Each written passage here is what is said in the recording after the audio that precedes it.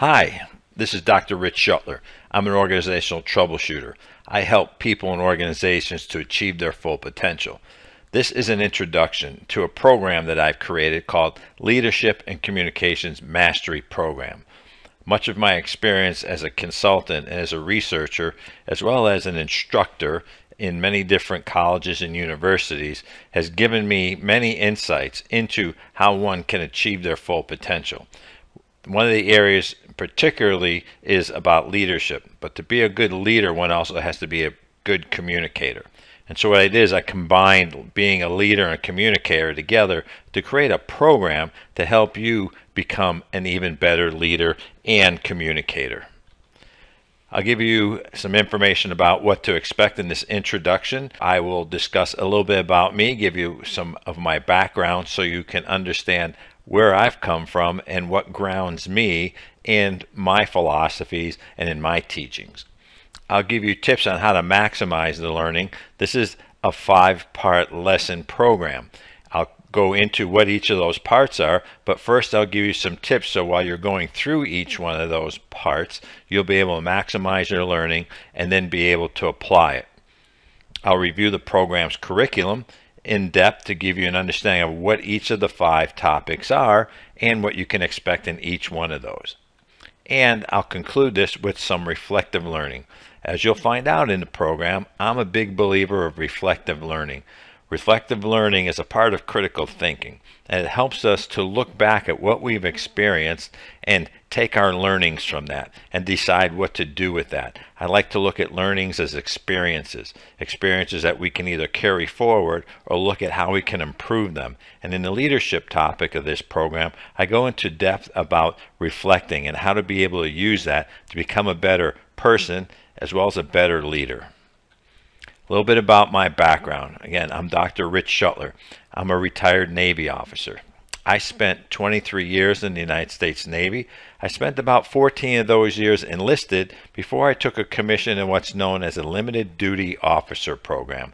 That's a program where I've taken people from the enlisted community and moved us into the officer community to allow the officer community to have more subject matter expertise than they would otherwise.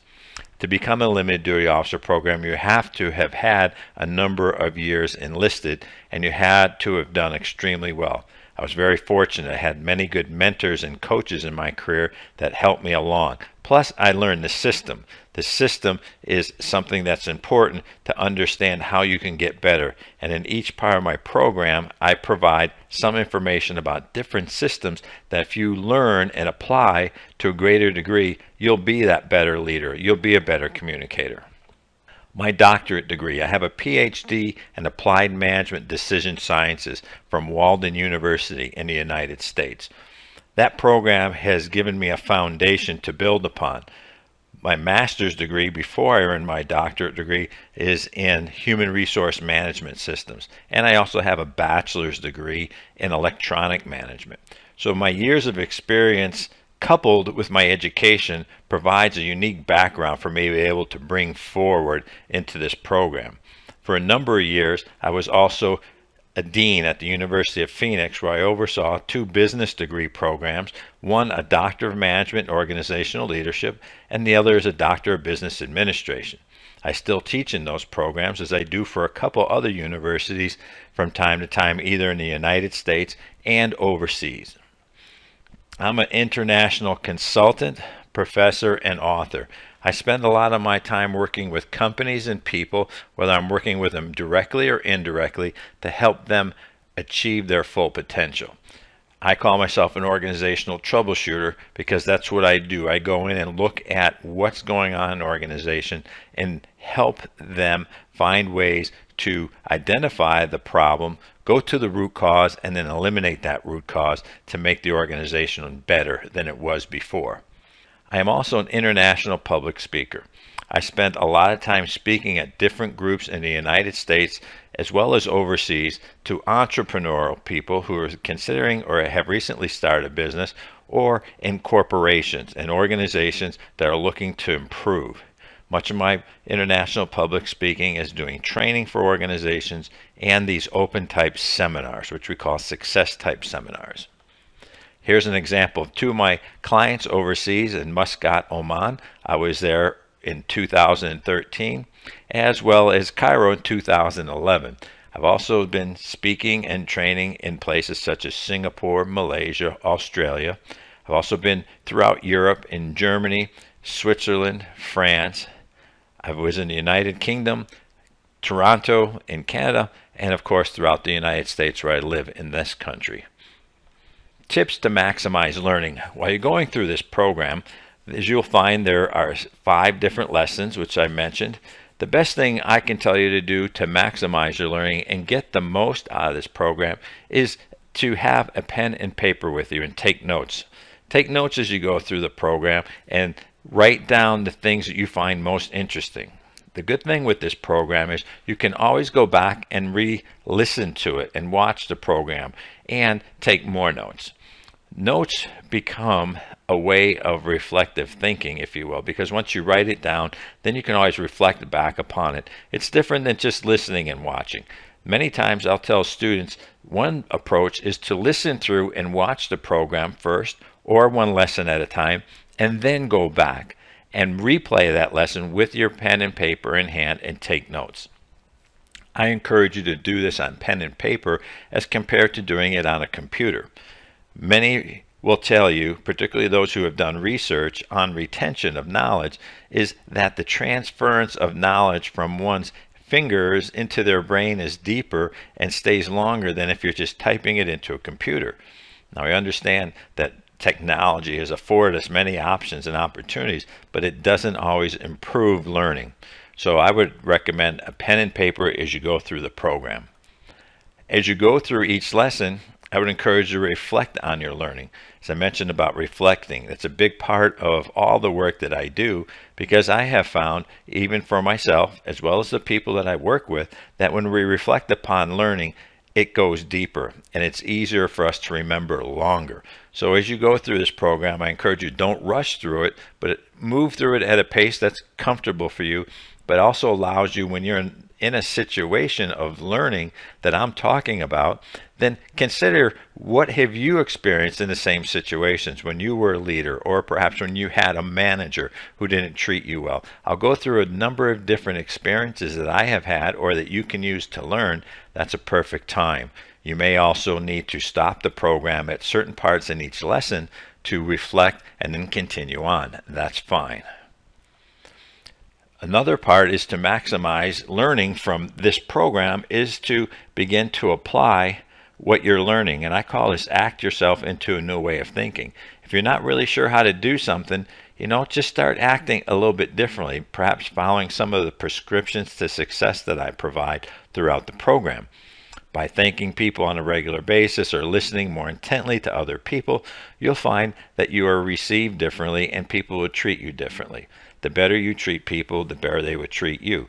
This is a program where some items you may need to study a little bit longer than others, but yet throughout the program, in each lesson, there's something you can do immediately when you're done listening to the lesson. You can go out and do something differently. And I encourage you to do that, because when you apply what you learn, then you learn it to a deeper level. You take the idea, the concepts of what might be considered theory or academic learning, these teachings, and then when you apply it, you see how it works for you. You maybe have to adjust it a little bit, but you'll get better and better. Another point that I think is critical, and I'll talk about this particularly in the goal attainment section and in time management, is seek help. Share this with other people. Let them see what you're learning.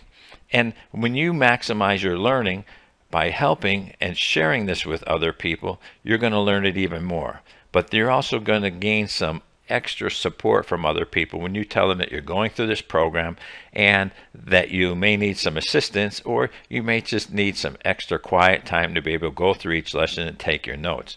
There's nothing wrong with going through a lesson and then going to a peer, a colleague at work, or even a family member and sharing the information. Much of this program is not only about professional development, but also I talk a lot about personal development. So don't hesitate to have people in your home, your significant other, or perhaps your children, also get involved with the learning and the discussions that you could have throughout this program. Part of this program here now in this introduction is review the lesson plan.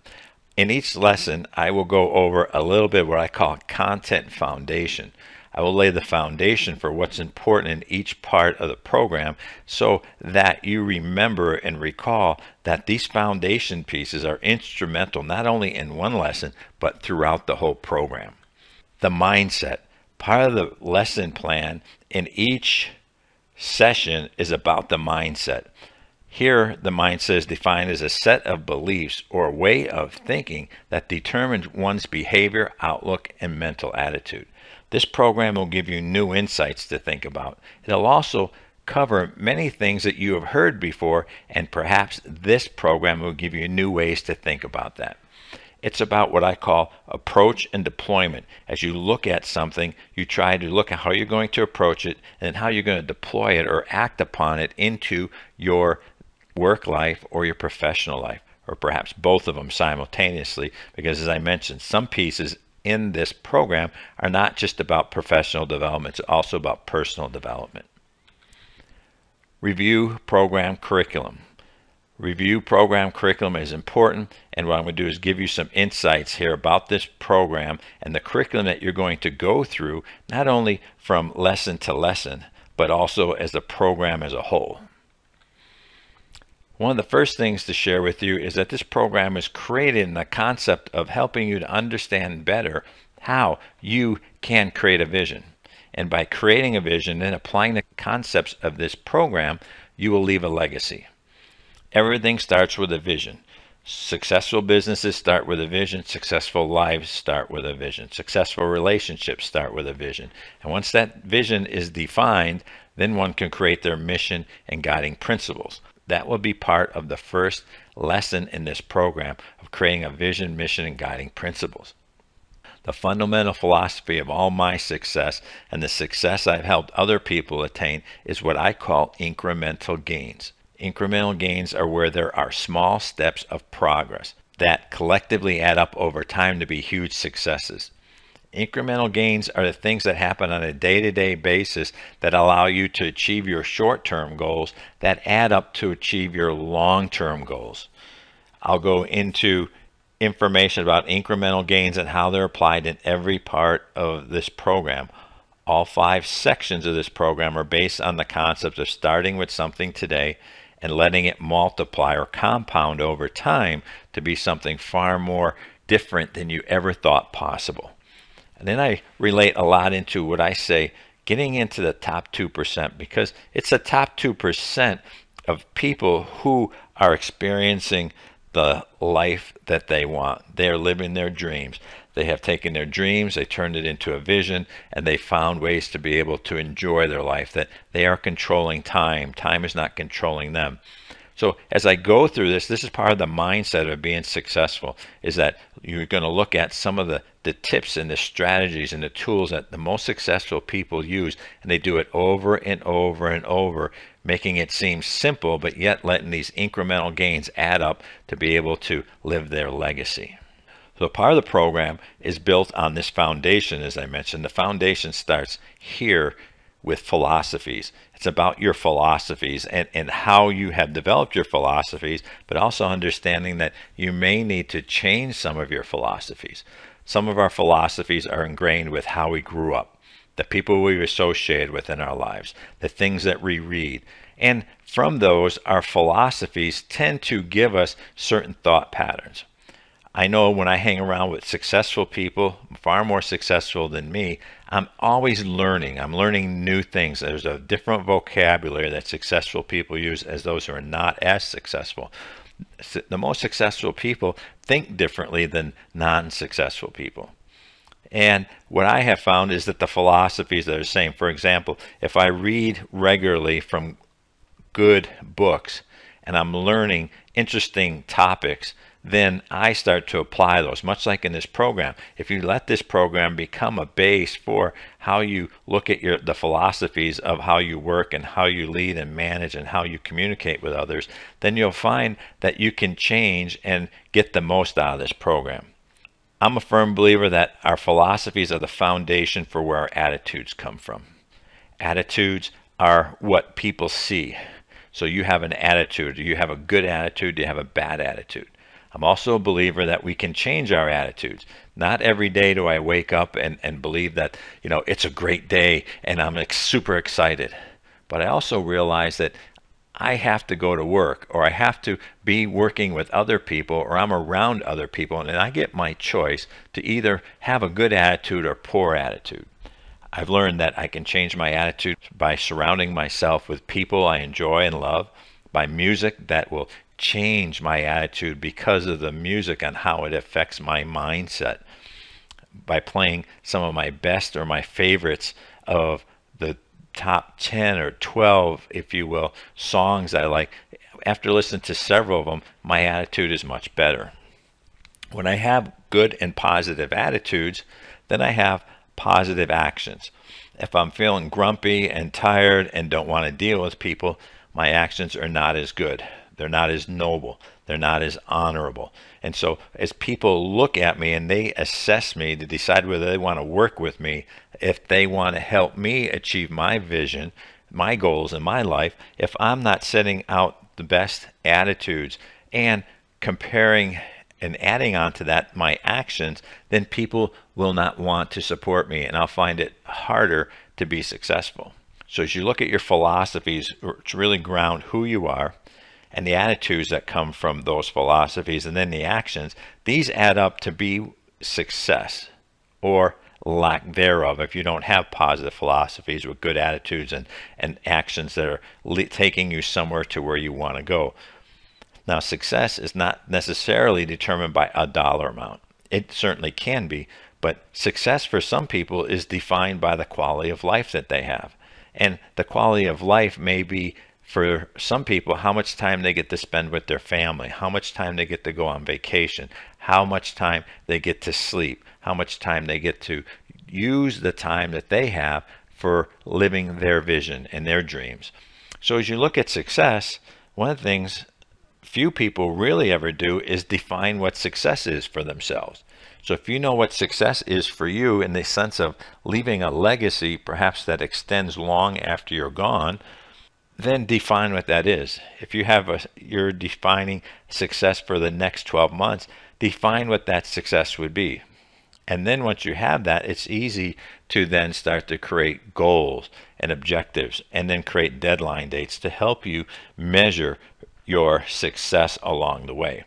So these areas, these 4 areas I'll talk about in every lesson plan as the foundation on which to remember and move from. Because if we can change our philosophies by perhaps reading 10 pages of a good book every day, or by eating better, or by being more friendly and kind to people, then our attitudes will change, our actions will be different, and we'll have the success we hope to have.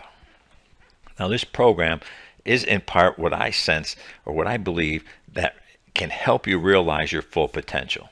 This is the 5 lessons that the program is designed off. And the first lesson is about vision, mission, and guiding principles. As I noted, the vision is your dream for the future, and the mission is how you go about completing that vision, and guiding principles are the values, the things that you hold near and dear to you, and how you will make decisions and how you will treat other people. The first lesson will go into that extensively. So again, when you're in that lesson, take notes, be ready to pause it, and you should, before you go on to the second lesson, have your own vision, mission, and guiding principles drafted out. So that may mean that you'll listen to the lesson once or twice, you'll do a little homework perhaps before you move on to the next lesson. Again, for that lesson, as all of them, I encourage you to listen to the full lesson all the way through once, without interruptions. Turn off your phones, turn off the TV, and just really focus in. Each lesson is no more than an hour long, so you can really focus in. And then watch it the second time and take notes. Pause it as you need to the second time and continue on. The second lesson is about leadership. And in leadership, I talk about the actions of leaders and what leaders do to make a difference, and how you can become a better leader by understanding how you lead, and then realizing how you can be congruent in your thoughts and your actions. This goes back to helping you understand the value of your philosophies and where your attitudes come from.